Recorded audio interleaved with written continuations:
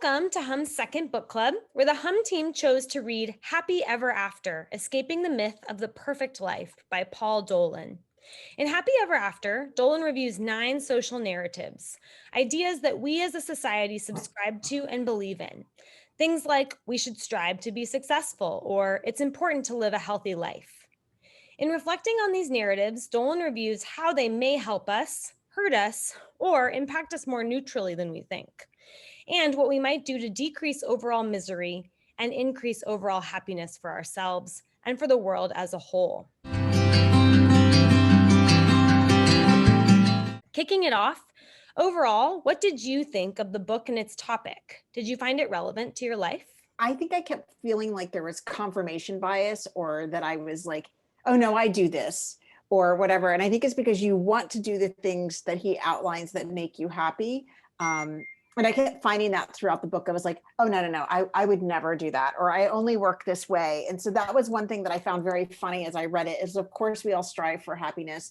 But when you read something like this, it can also encourage you to look at your own behavior through rose-colored glasses. I agree, Carla. And it was also somewhat poignant given the nature of this last year that we all went through. You know, you can think of your life before that as sort of normal operating procedure. And now we've had this last year of complete stress, disorientation, and sort of inward assessment of, am I really happy, and why am I happy or not happy, and what's really important, right? So it's a timely topic and a timely book to read right now, I think. Yeah, I kind of felt like it was a self-help book for people that hate self-help books. You know, it was very academic, very like data driven, and also I feel like the author had a bit of a resistance against the mainstream as well. So it was actually kind of funny and entertaining. You know, I would be reading it and kind of forgetting that these are actual, you know, large topics in life lessons that he's trying to, you know, convey through the text. Well, and reflecting on the 9 narratives that Dolan lays out: wealthy, successful, educated, married, monogamous, children, altruistic, healthy, and volitional, is there a narrative in particular you had a hard time confronting? And I can actually kick this one off because I had a very hard time with altruistic. I do believe we should do things out of the goodness of our heart and not to get something in return. And it's apparently very deeply rooted, because it was incredibly disorienting to read that section and hear, no, actually, we should be giving people rewards and kudos for doing good things, because it means more good things will happen in the world.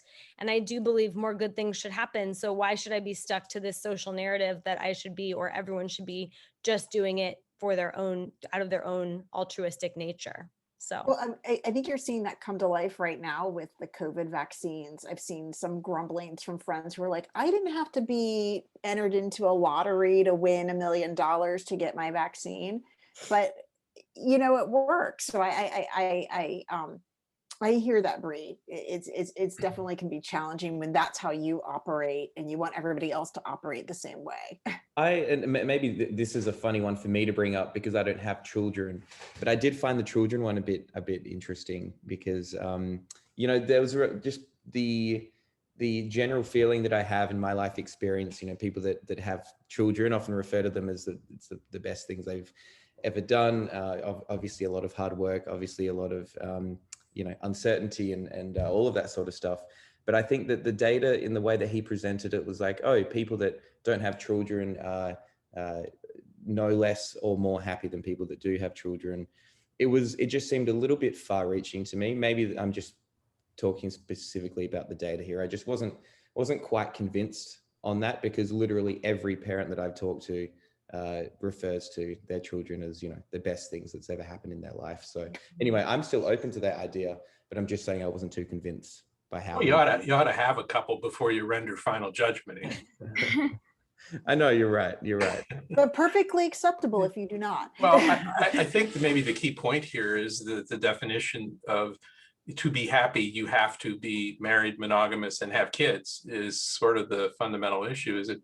I don't think that's a valid premise, right? I mean, I've had 3, and it was definitely part of my life story, but I don't think it's prerequisite. I think it's just my personal journey included that, and you know. Yeah, I think in general though, like a lot of the book, I kept going, do people not think about their happiness and what makes them happy? Yeah, good Like point. that was something that really struck me because it's something I've actively thought about. And reading the chapter on marriage, like I'm divorced and remarried. And ultimately, like I made that decision to be happy. It was a very conscious decision on my part. And it's like thinking about what makes you happy. Um, I just wonder if people don't think about it in general. Like maybe they're just sort of focused on what's in front of them. I don't know. I think it ends up having a lot to do with, where your psychology is in terms of your security and your stress as well, because there's more than one I inside each of us, right?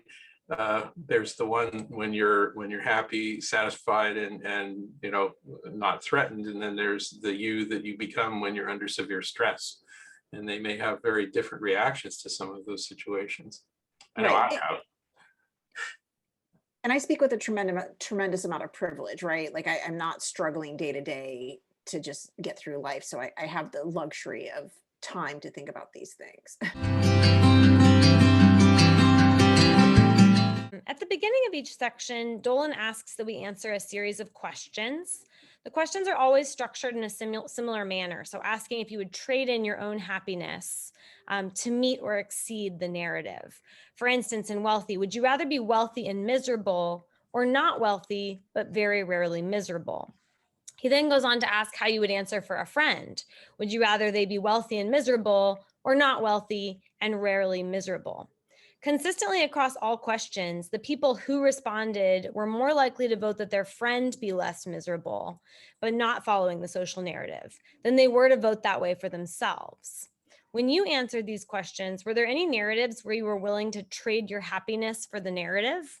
If so, which narratives? See, what I found interesting about this one, Bree, is that I often pick. So I seem to go against the common answers in terms of I would always pick the happiness for myself, but when I was confronted with thinking about it for a friend, I often found myself actually going the other way. So like oh, if I was in this position where I was dictating whether or not my friends were wealthy or not, then I would be like, okay, let's choose for them to be wealthy, and if they're miserable, then that's like, that's okay, like we can sort that out.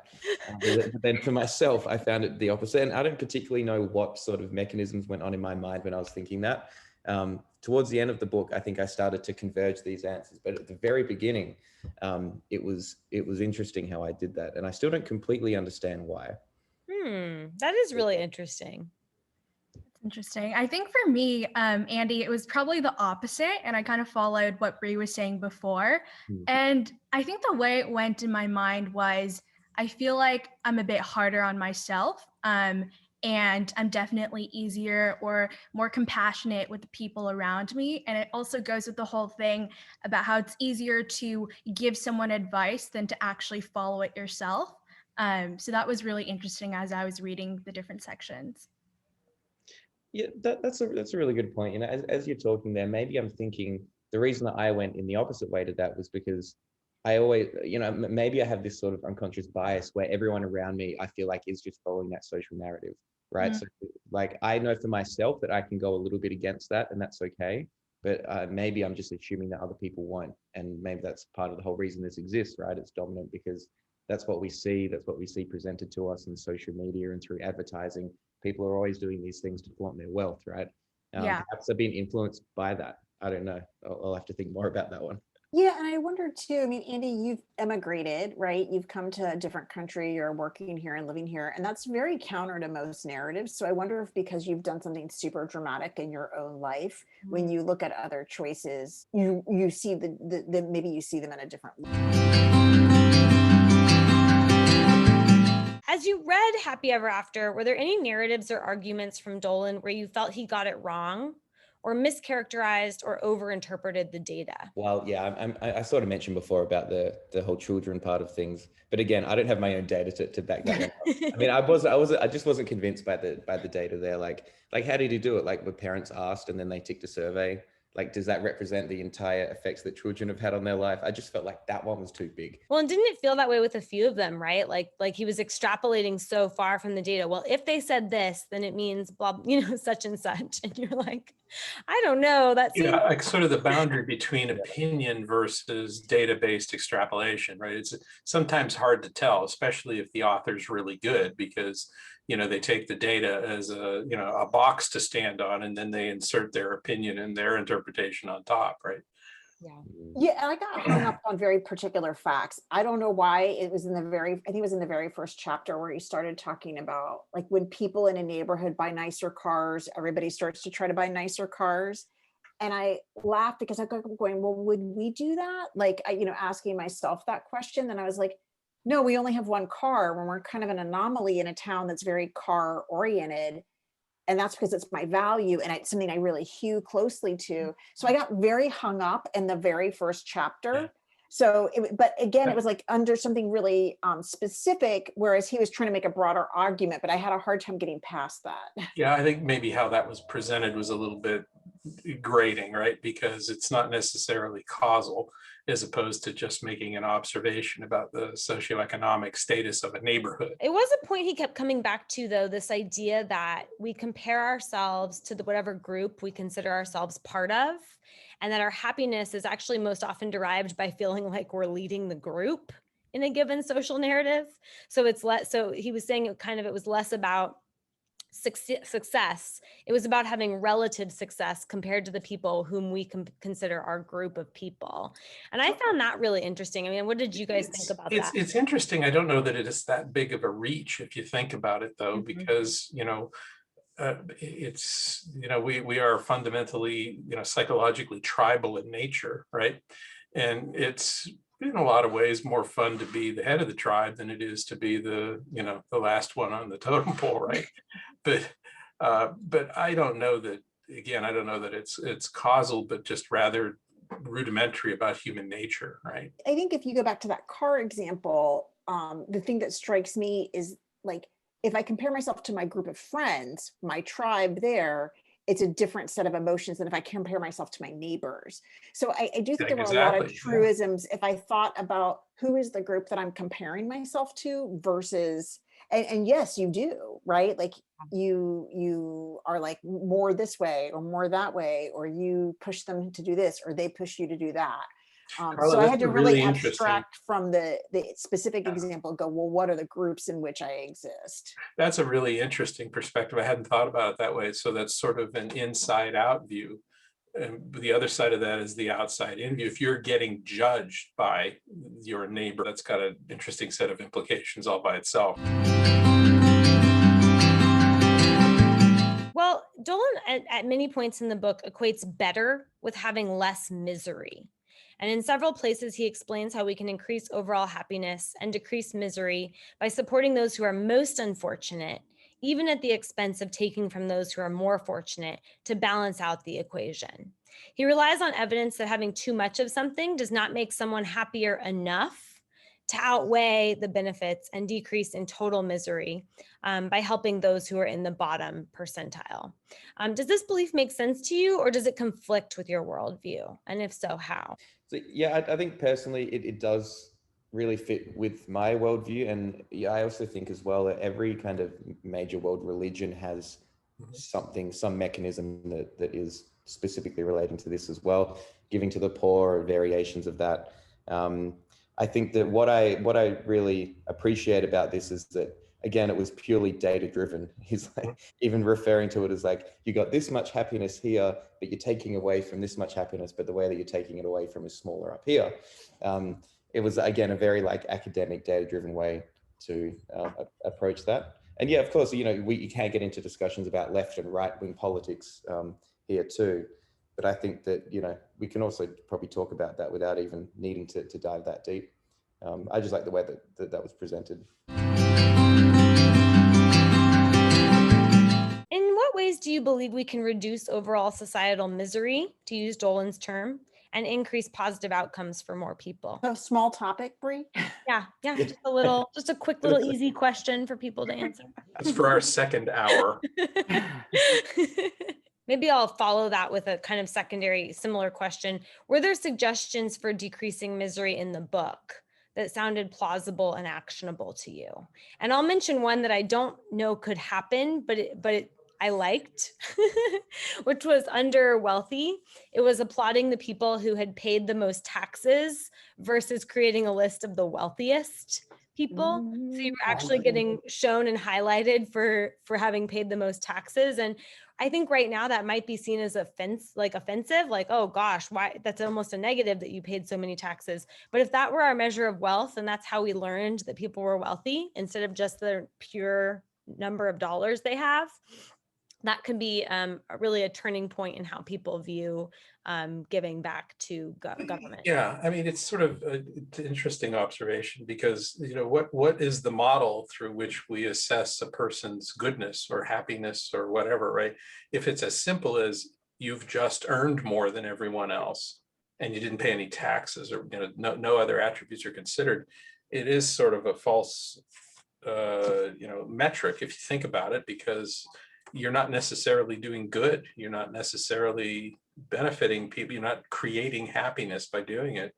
It's a kind of a hybrid model if you think about it. You know, yeah, you were highly successful and you paid more, your fair share or more, and you did good things with the money. I mean, wouldn't it be better if those were the people that we shine the spotlight on about what good looks like, instead of, you know, what we just experienced for the last 4 years, where, you know, all we could do is brag about the fact we didn't pay any taxes. I really do think in like early education, I think he touches on that, but I think about that a lot. Like, how do we go to the very earliest stages?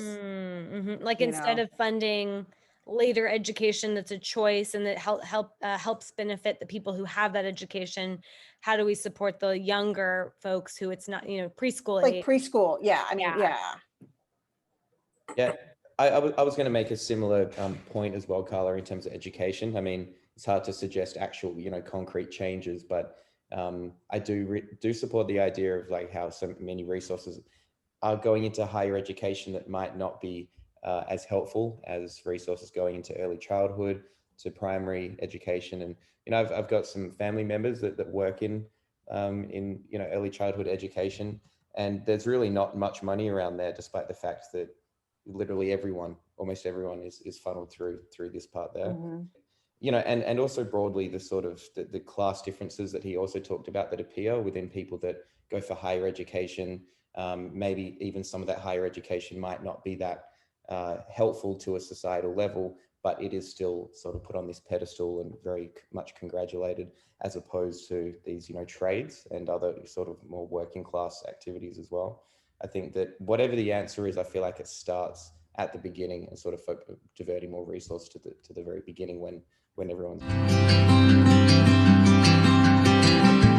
Well, thinking back on the 9 narratives, was there any one narrative that you think is more powerful on a societal level? For example, more people buy into that narrative or believe it very strongly. I'm just remembering on one point where I think it was on wealth. It was saying that more Americans were happier to be wealthier but miserable, whereas in the UK, more people wanted to be monogamous and married, even if that meant being miserable. So I think that, you know, this is a bit of a tangential answer, but depending on the country, even if they're Western liberal democracies, it can still like vary so much. Yeah. I wish you mentioned Australia. I think so much about success, right? And again, this goes back to the tribes that you belong to.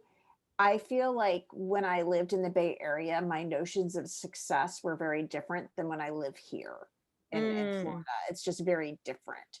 So I just kept thinking like these narratives, and I thought his narratives were for the first part on the reaching. I really, it resonated with me. But I really do think a lot about it. It's also who you surround yourself with and what people, your friends and your close ones, like ambitions, and what is that? Yeah, it's interesting what you mentioned about you know, the Bay Area in general, and some of the socioeconomic framework that grows around here. I mean, it's particularly poignant for me, and you're saying that because like I grew up in Western Pennsylvania, which is sort of like the polar opposite of the Bay Area. You know, it was old Rust Belt, you know, very blue collar, you know, I remember being in high school, and it was like the big question for everybody is, are you going to achieve escape velocity and get out of here? Because Yeah, there wasn't a definitely. lot of opportunity to do much other than, work in a declining heavy metal industry of one form or another, right? Yeah. Well, it's so driven. Like I have a friend who lives in Boulder, right? And she Mhm. said when she moved there, everybody's like, well, what's your exercise? Like that's the thing that shows that you are like involved in Mhm. your community there. Like, what do Mm. you do outdoors, right? Um, so I think about different places have that different sort of overall arching like cultural. Well, I do want to start wrapping this up, but before we do that, any final thoughts or comments about the book, or any questions I didn't ask that you were, points you were excited to raise that didn't get to be discussed? I just thought it was really good. I enjoyed it. And, the framing for me that I kind of got out of it was, making sure that you clearly understand the terms under which you're going to frame your own happiness versus those that are thrust upon you by these outside societal or interpersonal forces. There can be the illusion of happiness versus real happiness, right? And the Right. real happiness has to come from inside. Well, thank you all for your time. Thanks for joining us at the second Hum Book Club, and we'll see you next time.